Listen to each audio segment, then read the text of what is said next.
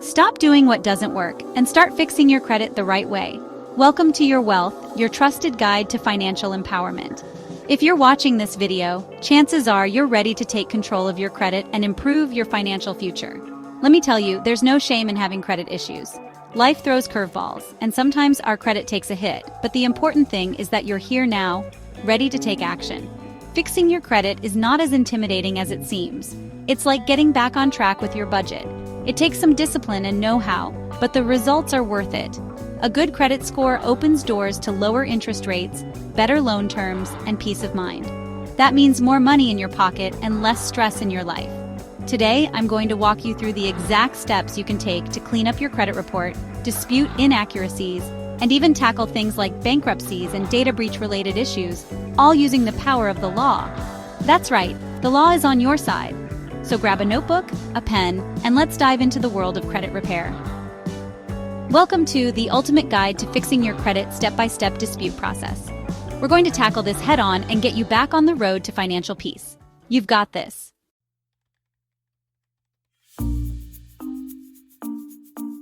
Before we fix anything, we need to know what we're working with.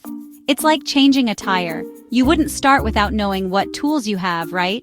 The first step is to get a free copy of your credit report.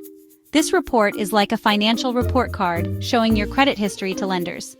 Now, you can get your credit report for free every year from each of the 3 major credit bureaus: Experian, Equifax, and TransUnion. Don't go to just any website, though. There's only one official site for free credit reports, and that's annualcreditreport.com. Don't be fooled by those other sites with flashy ads. They'll try to upsell you on services you don't need. Getting your credit report from all 3 bureaus is crucial because each bureau might have slightly different information. It's like checking your bank statements from different accounts to get a complete picture of your finances. Remember, we're not afraid of what's on those reports. We're going to face it head-on and use this information to our advantage. Once you have your reports, find a quiet place, grab a highlighter, and settle in. We're going on a fact-finding mission. This is where the real work begins.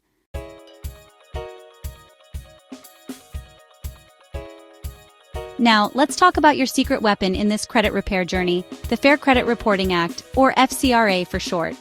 This law is your best friend when it comes to disputing negative information on your credit report. The FCRA is like a referee in a football game. It sets the rules of the game for credit reporting agencies and ensures everyone plays fair. It requires credit bureaus to ensure that everything on your credit report is accurate, verifiable, and fair. That's right, I said fair. This means that if a credit bureau can't verify an item on your report, they are legally obligated to remove it. So if you see something on your report that you know is inaccurate, don't be afraid to challenge it. The law is on your side. Remember, you have rights when it comes to your credit report.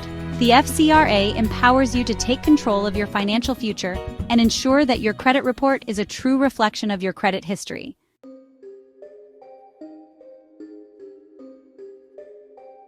All right, folks, let's dive into the nitty-gritty of disputing those negative items on your credit report. Remember those inaccuracies we highlighted in your credit reports? Those errors that shouldn't be there? Those late payments that weren't your fault? The ones that make you look irresponsible? And those debts you don't even recognize?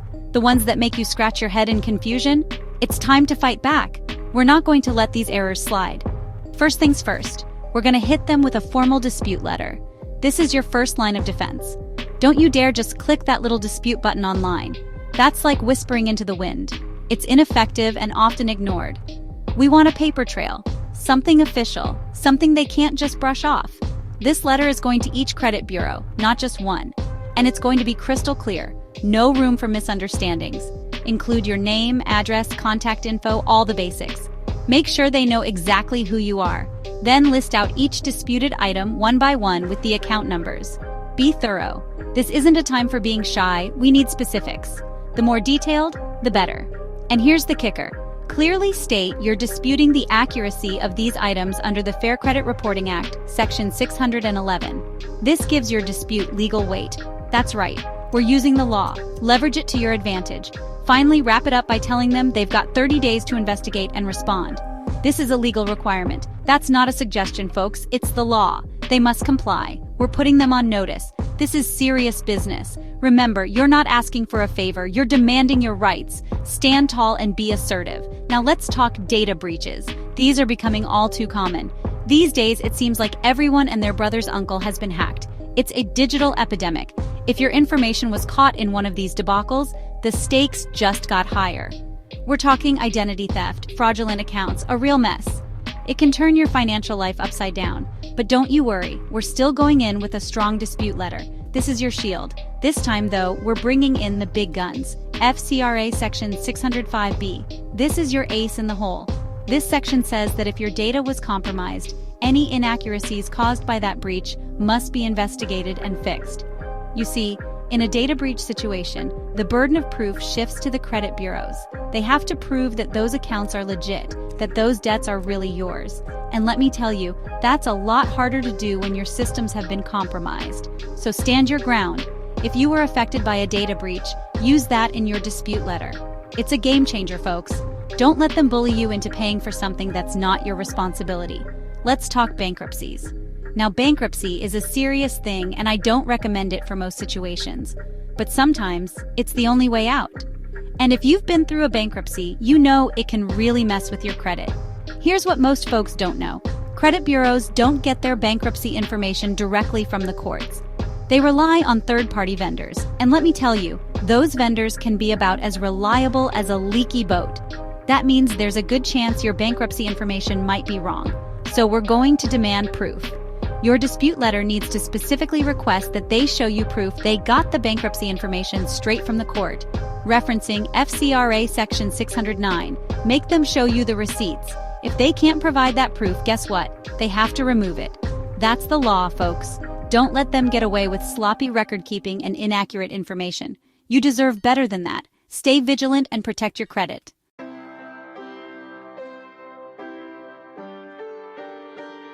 We're going to war with these credit bureaus, and in any good battle, you need ammunition. This means gathering up your supporting documents, the proof that backs up your claims. These documents are your evidence, your undeniable truth. Think of it like building a rock-solid case that even the slickest lawyer can't argue with. Every piece of paper is a brick in your fortress. First on the list, a copy of your ID, driver's license, passport, anything official that proves you are who you say you are. These are your identity anchors. We don't want any funny business about mistaken identities. Clear identification is crucial. Next up, a recent utility bill or bank statement. This verifies your address and shows you're a real person living in the real world. It's your proof of residence. Now, for the piece de resistance, a highlighted copy of your credit report. Circle those disputed items, underline them, use bright colors. Make it impossible for them to miss what you're disputing. Make it pop. We're talking kindergarten teacher levels of obviousness here. Leave no room for ambiguity. Remember, the more organized and professional your dispute package looks, the better. Presentation matters. It shows you mean business and that you're not going to back down. You're in it to win it.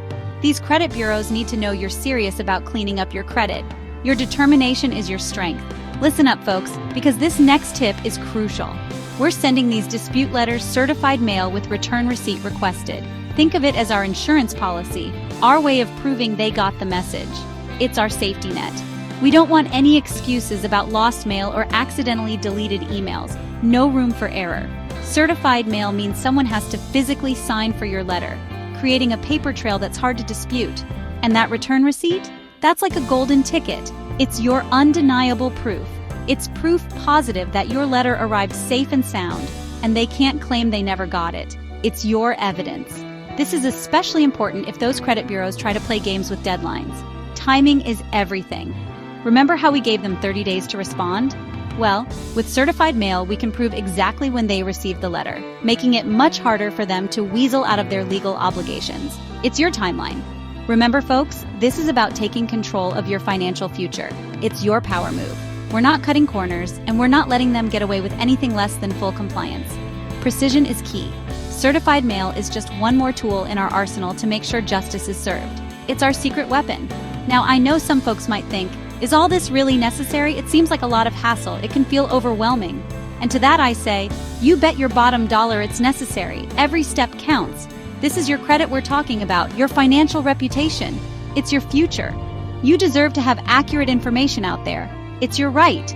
Listen, the credit bureaus make billions of dollars off of our information. They profit from our data. They're not going to hand over our rights on a silver platter. We have to claim them. We have to fight for them. And that means being organized, being persistent, and being professional. It's a battle worth fighting. Think of it this way. Would you show up to a job interview in your pajamas? Of course not. You dress to impress, put your best foot forward. This is no different. Your presentation is your first impression. We're showing those credit bureaus that we're serious, that we know our rights, and that we're not afraid to stand up for ourselves. We're ready for the challenge. So gather your documents, send those letters certified mail, and get ready to take control of your credit. It's time to take action.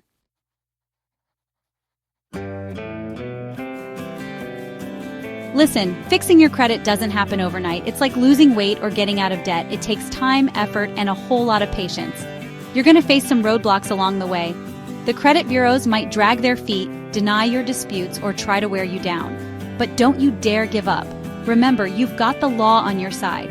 The FCRA is there to protect you. If you know the information on your report is wrong, keep fighting for your rights. This is your financial future we're talking about, and it's worth fighting for. Think of it like this. You wouldn't plant a garden and expect ripe tomatoes the next day, would you? You gotta cultivate that soil, pull those weeds, and give those little plants time to grow. Fixing your credit is the same way. Stay the course, be persistent, and you'll start seeing those positive results. And hey, if you're feeling overwhelmed, don't be afraid to reach out for help. A good credit counselor can be a lifesaver, guiding you through the process and making sure you're taking the right steps. Remember, you don't have to do this alone. Now, I know some of you are thinking, Mrs. Lift, what if the credit bureaus just ignore me? Well, we've got a plan for that too. If you followed all the steps, sent your dispute letters certified mail, and still haven't heard back within 30 days, it's time to kick things up a notch. That's right, we're going straight to the big leagues, the Consumer Financial Protection Bureau, or CFPB. These folks are like the referees of the financial world, making sure everyone plays by the rules.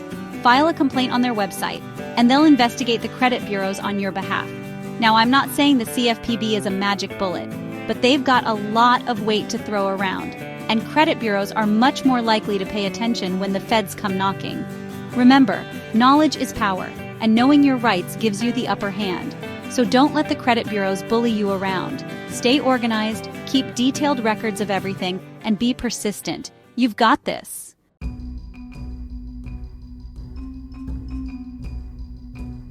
All right, so you've put in the hard work, cleaned up your credit report, and you're ready to move on with your life.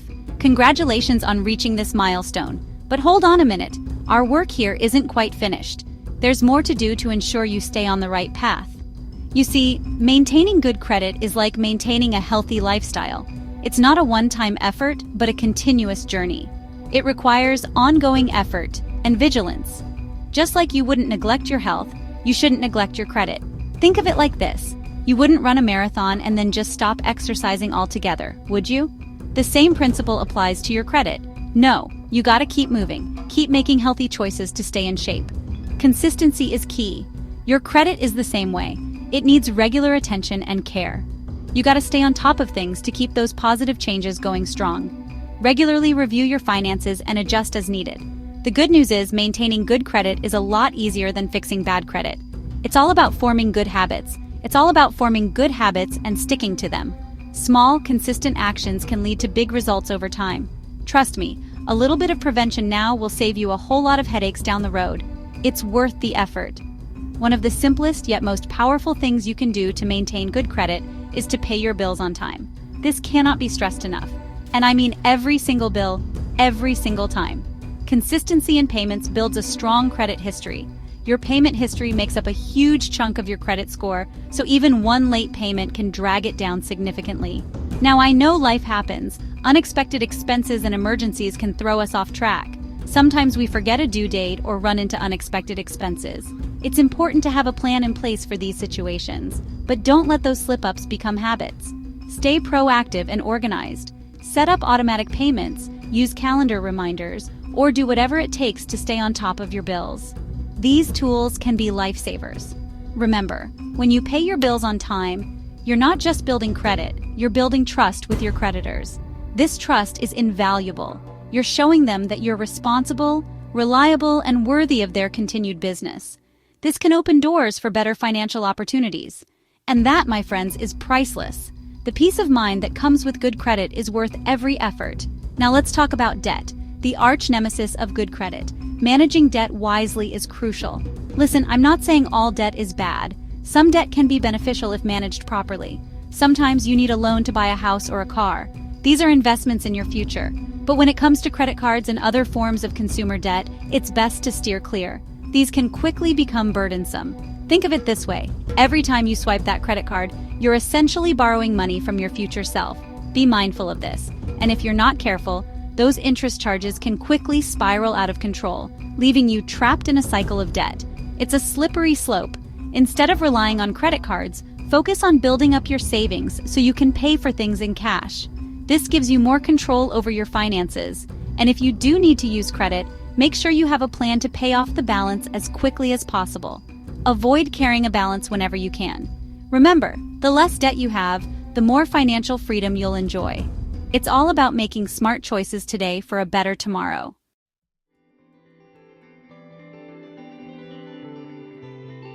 We've covered a lot of ground in this video, folks, but I want you to walk away with one key message. Fixing your credit is about more than just numbers on a page. It's about taking control of your financial future and opening doors to a world of possibilities. Imagine being able to buy your dream home, get a car loan with a low interest rate, or even start your own business, all because you took the time to fix your credit. That's the power of financial peace of mind, and it's within your reach. If this video has helped you even one little bit, hit that like button and share it with a friend who might be struggling with their credit. Remember, we're all in this together, and there's no shame in asking for help. And as always, if you're ready to take that next step towards financial freedom, head over to my website for more resources, tips, and tools to help you achieve your goals. Until next time, stay focused, stay encouraged, and keep fighting for your financial dreams.